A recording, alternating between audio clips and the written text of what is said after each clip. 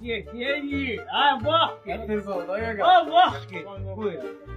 Bir dəqiqə ərzində yeyirsən, Aftoş dönərdən bax 20 manat sənə hədiyyə verəcəm şəxsən. Danışdıq, Ya bilməsəm də dönər halalandı da. halalın xoşumdur. Ha, yaxşı. Başladıq. Ya Allah Mehmet. Başla. Ayyerim. A few moments later. Bak ye. Ha bak. Tez ol da ya. Ha bak. Buyur. Eti o kadar zıplayayım sonra.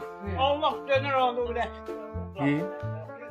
Satdırmadı royal yeməyə. Baba, rovnu bir dəqiqə. Aman nuş olsun. Kaka o döner Dostlar, ardına. gəl bura.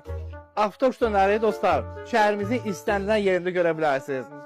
Nizamiye kinoteatrı yanında, 20 yanvarda Şamaxınka ilə üzbəüz, hər yerdə Aftoş dönəri var. Dönərlərimiz çox ləzzətlidir, artıq neçə illərdir ki fəaliyyət göstərir. Tez-tez belə videolarla qarşınızda olacaq.